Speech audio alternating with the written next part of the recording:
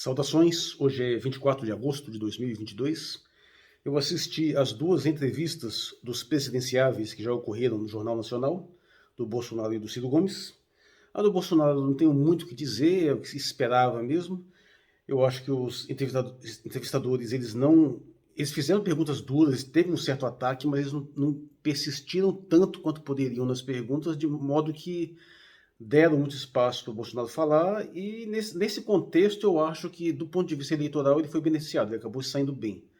Porque não vai mudar o voto dos que já estão fechados com ele, nem dos que estão fechados contra ele, mas aquele espectador ocasional que às vezes não participa das bolhas bolsonaristas, né, ao ver aquilo ali, eu acho que no geral pode ter a impressão que ele teve um desempenho satisfatório, porque não é capaz de julgar e compreender o grau inacreditável de mentirada que ele disse ali, que é verdadeiramente chocante, algumas das quais até o próprio Ciro Gomes desmascarou no dia seguinte, né? Mas, no geral, eu acho que foi bom para o Bolsonaro o resultado. Eu acho que ele consegue votos com essa entrevista que ele deu no Jornal Nacional, por pior que seja o conteúdo do que ele fala efetivamente, mas esse conteúdo só é perceptível porque tem um entendimento melhor. Mas eu acho que a entrevista do Ciro Gomes foi melhor ainda. Eles, evidentemente, não tem muito como pressionar o Ciro Gomes da mesma forma como pressionava o Bolsonaro. Afinal, o Bolsonaro já tem uma matéria-prima infinita de crime, de patifaria, de coisas grotescas para você explorar. O Ciro Gomes tem muito pouco, né? Então tentaram dar uma pressionada em alguns aspectos, mas no geral deixaram ele falar bastante, então eu acho que ele conseguiu passar para um espectador ocasional uma imagem melhor. Eu acho que ele consegue votos aí com essa entrevista. Mas o que quero chamar a atenção aqui não é praticamente nada disso que está sendo mais comentado, mas é especificamente uma temática que apareceu, na qual o Ciro Gomes deu uma resposta burocrática, formal, para agradar a elite, né?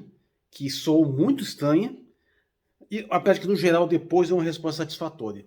E eu vou simplesmente mostrar a pergunta da Renata Vasconcelos agora. O senhor citou a ferramenta do plebiscito e já disse em outras ocasiões, tem impasse, se houver impasse, plebiscito. Mas o que a história tem mostrado é que os plebiscitos têm sido usados por líderes populistas, especialmente na América Latina, como um instrumento para esvaziar o Congresso, o Poder Legislativo, criando crises institucionais graves. Esse tipo de democracia, digamos, democracia direta, pode pôr em xeque a nossa democracia representativa. Como é que o senhor pode evitar isso? Você viu o medo que esse pessoal tem de democracia de verdade?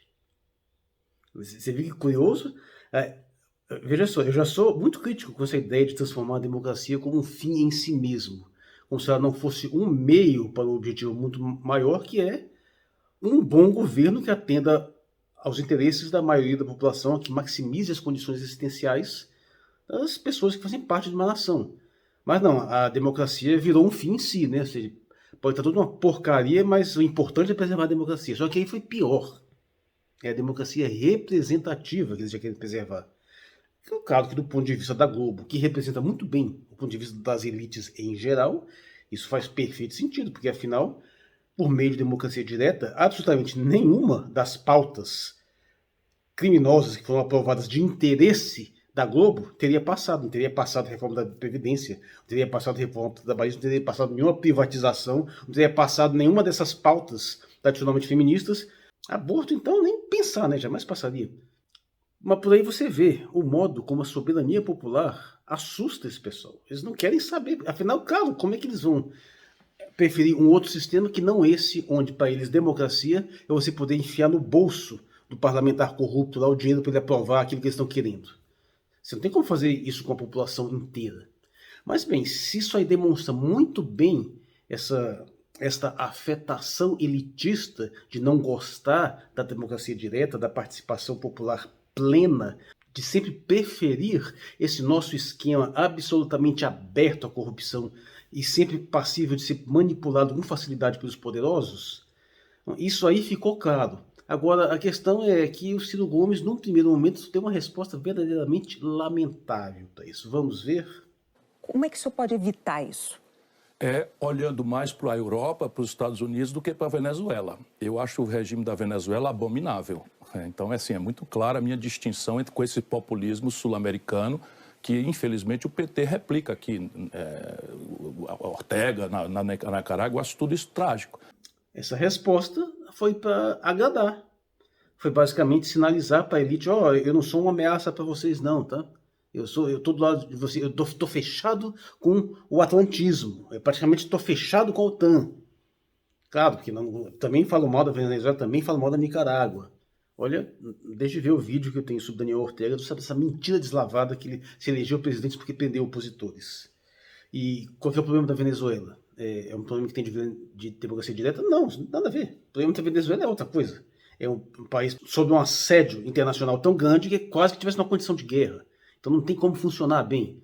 E para você ver a mentirada desse negócio que leva a uma ditadura brutal, que não sei o que lá, o fato é que o patife do Juan Guaidó está lá dizendo que é o presidente, apoiado pelas forças internacionais. E se fosse uma ditadura tão brutal assim, por que não detonaram o cara? Devia ter detonado, acho que devia pegar esse sujeito e prender mesmo. Mas nem isso. Mas veja só, essa resposta que ele deu inicialmente, para mim, foi claramente forçada. Ele fez isso para dar essa sinalização, esse agrado, porque logo em seguida ele desenvolve a temática, e aí você vê que vai numa direção contrária. Vai numa direção claramente populista, apesar de ter essa uma tecnicalidade. Ou seja, porque no final das contas vai no sentido prático daquilo que eu acabei de dizer, que se você apelar à soberania popular, nenhuma dessas patifarias que foram aprovadas recentemente teria passado pelo Congresso. Vejamos. Qual é a questão aqui? É um modelo, é uma tentativa de libertar o Brasil de uma crise que corrompeu organicamente a presidência da República, transformou a presidência da República numa espécie de esconderijo do pacto de corrupção e fisiologia do Brasil. Nós chegamos ao limite da emenda do relator. Essa emenda do relator aí é a questão do orçamento secreto, é aquela malandragem que inventaram, acho que de 2019, 2020, e como tudo que foi inventado depois do processo golpista para cá é para destruir, ferrar com o país. É basicamente aquele negócio onde um indivíduo que está lá encarregado da execução das emendas orçamentárias simplesmente distribui recursos para quem ele quiser, sem passar necessariamente por uma fiscalização, sem sequer se identificar. Né? Então, na base dessas emendas de relator, o cara sai distribuindo recursos para quem ele quer, a fim de corromper o Congresso, comprar e empurrar essas pautas cretinas aí. Né? E só esse comentário sobre a emenda do relator já denuncia bem onde é que o Ciro Gomes quer chegar. E para você ter uma ideia, foi 18,5 bilhões a quantidade de recursos que foram distribuídos dessa forma malandra na base de orçamento secreto, enquanto que as emendas normais, aquelas que estão constitucionalmente previstas desde sempre, que são um processo comum, foram as individuais de 9,6 bilhões e de bancada de 7,3 bilhões. Ou seja, essas emendas pilantras passadas por debaixo dos panos são praticamente no mesmo montante dessas outras emendas normalizadas, sendo que essas emendas de relator surgiram agora, em 2020. Só para aquela cachorrada lá dos precatórios, né, de você permitir que o governo não pague mais, mesmo uma coisa quando está determinada em última instância, você permitir que o governo dê calote da decisão judicial, só para poder viabilizar isso, os caras empurraram mais de 1 bilhão em emenda secreta, distribuída por aí. Que é um negócio que formalizou, eu vi ontem o cidadão aqui falando que não tem corrupção, a corrupção no Brasil está se institucionalizando, tal é o despudor com que se manipula os dinheiros públicos no Brasil hoje. Esse cidadão em questão foi o Bolsonaro, mentindo deslavadamente lá na entrevista anterior. E sim, esse esquema de emenda do relator de orçamento secreto surgiu com ele. É um dos mecanismos que ele utilizou para corromper e se vender para o Centrão. Mas assim, agora vamos ver o Ciro Gomes entrando no tema mais profundamente, você vê que é muito interessante a ideia. Então qual é a minha ideia? Primeiro, fazer com que a eleição seja um plebiscito programático. Isso faz uma diferença importante na tradição brasileira.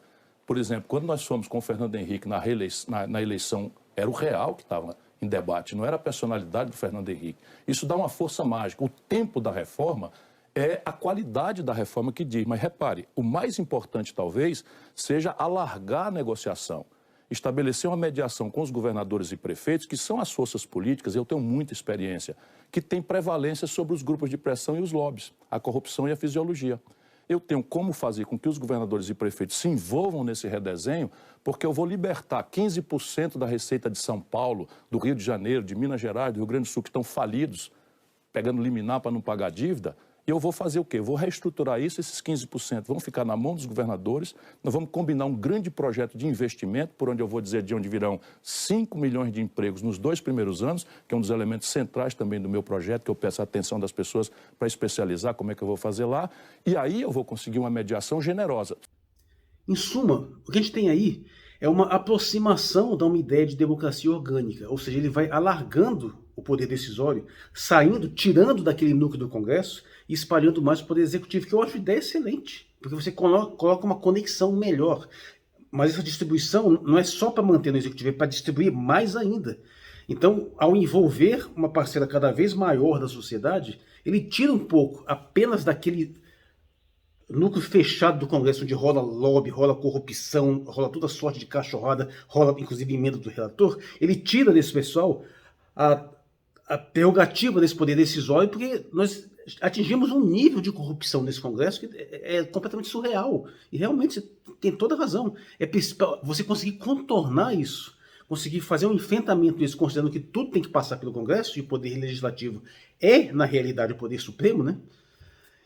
É uma ideia interessante você tentar driblar um pouco essa concentração de poder numa panelinha de corrupto, de lobista que está totalmente sob o controle do poder financeiro.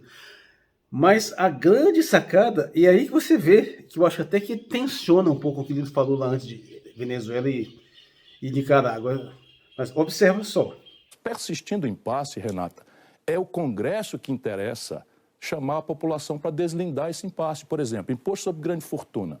58 mil brasileiros em 212 milhões de pessoas são muito poderosos. Dão as cartas, sabe? Controlam os elementos da política, centrais e tal. Eles vão ser contra isso. Ainda ontem eu tive uma discussão fraterna com um amigo velho, querido, que é contra, hostil demais com isso, que é o presidente do Grupo Guararapes, meu amigo, o Flávio Rocha. Detalhe, Flávio Rocha é aquele dono da Riachuelo, aquele pati bolsonarista safado, que também foi deputado federal. O sujeito não vale nada. Mas o Ciro Gomes tem a dizer, todo mundo é amigo dele, né? Pelo menos até o momento que ele rompe com alguém e começa a bater de frente, qualquer um que fale, que converse, ele é amigo. Mas bem, você vê, ele já jogou direto a questão do imposto sobre as grandes fortunas. E aí sim, tem toda a razão, o Congresso vai resistir ao máximo a aprovar isso, porque apesar de lá dentro tem muita gente que será favorável, principalmente as bancadas mais à esquerda, você vai ter toda a patotinha liberal, que só está lá para defender o interesse dos ricos, então eles vão ser naturalmente contra. Mas você tem também o diabo do centrão, que está lá para se vender, né? E aí o que ele faz? Qual que é a ideia do Ciro Gomes? Quando você dá aos executivos estaduais, municipais, um poder de pressionar isso, aumenta a possibilidade de passar uma ideia dessas. Porque esse pessoal os governadores e os prefeitos, são pessoas que estão em posição de poder, têm condições de afetar os interesses dos parlamentares, mas eles não estão diretamente identificados com essa classe mais rica, eles têm um apelo, uma conexão popular um pouco maior, então a possibilidade deles apoiarem esse tipo de reforma é muito maior. Só que aí sim, aí que ele joga, quando persistindo em impasse, vai para o povo ver o que você acha que o povo vai fazer. Vai dizer um sim gigantesco a esse imposto sobre grandes fortunas. Então, no fundo, ele está fazendo exatamente aquilo que a Renata Vasconcelos lá no começo tem medo. Ele vai estar tentando criar um mecanismo sofisticado que consegue até iludir um pouco fingindo que não é populista, mas no final das contas é populista sim. A questão é apelar para a população para trazer conteúdos, trazer decisões que o Congresso em si, que é capacho do poder financeiro, por si só jamais aprovaria. O chato é que ele fica com esses muitos dedos, essas articulações assim, para tentar não parecer que ele é tão nacional desenvolvimentista e trabalhista, né, quanto ele realmente é. Então ele fica tentando passar recados assim, para acalmar esse setor financeiro, esses poderes plutocráticos, para eles não ficarem assim, tão reativos. Dá até para entender isso como estratégia eleitoral. Mas gera essas distorções aí também, né, de dizer uma coisa que, na verdade, acaba soando como se fosse outra, e você pode apostar que eles que criticaram esse populismo, né, da América Latina, aliás, populismo é um termo que surge para explicar a política da América Latina, por sinal, né? E basicamente foi aplicado a Getúlio Vargas, a Perón, e aplicado até o João Maduro. Na realidade, ele tem essa característica de você exatamente apelar para a população para atropelar os lobbies e as quadrilhas que estão enraizadas dentro do poder legislativo. Essa que é a sacada.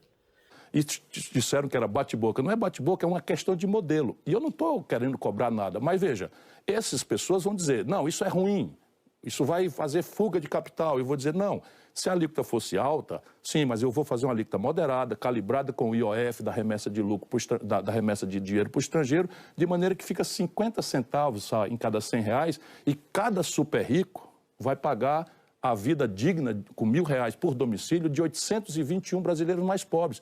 Isso é sério. E aí, vamos dizer, o Congresso persiste o impasse, vamos pedir ao povo que vote. Agora, para dar um direcionamento mais pessoal, é claro que não é uma questão tão simples, né, você fazer esse envolvimento.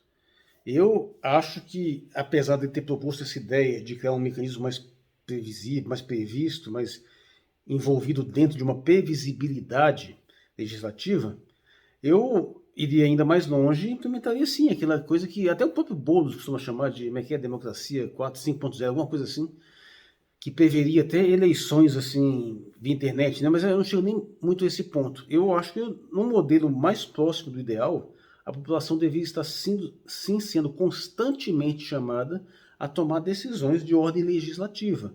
Claro que teriam que ser temáticas que tenham uma grande relevância, mas que têm um interesse popular direto e podem ser traduzidas de uma forma relativamente simples para a população, né?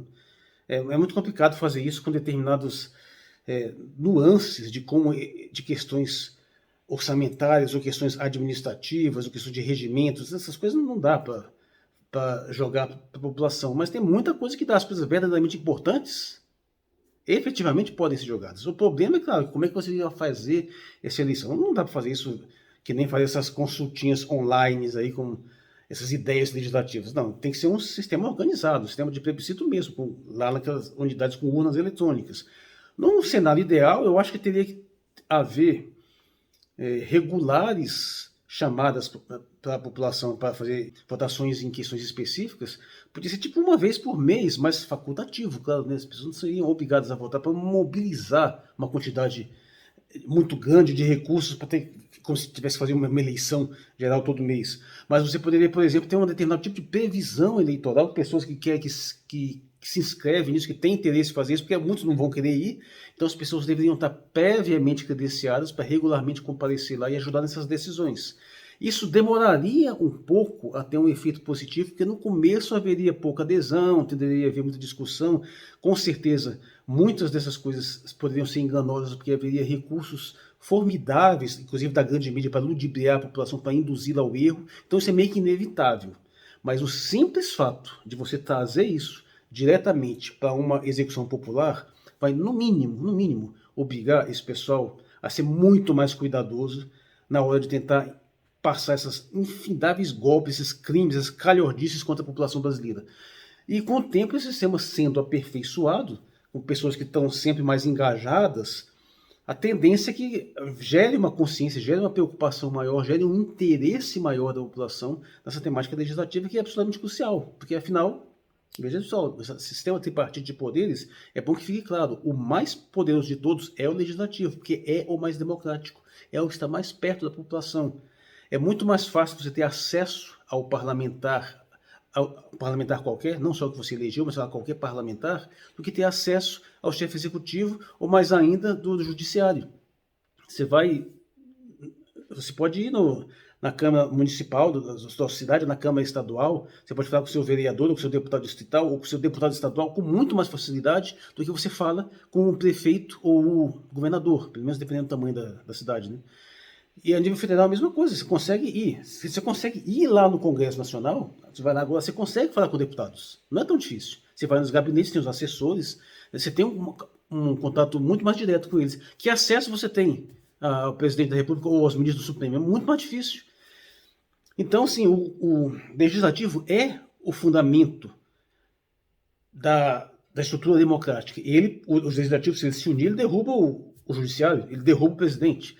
Só que como ele é muito grande e muito composto, né, e muito heterogêneo, ele acaba ficando um tanto caótico, tornando fácil de ser manipulado pelos mais poderosos, pelos lobistas do financismo, né? Então essa solução oferecida pelo Ciro Gomes seria muito interessante para enfraquecer o poder financeiro em cima do mais democrático dos poderes. Eu sou Marcos Valério XR, em 24 de agosto de 2022. Obrigado por sua atenção.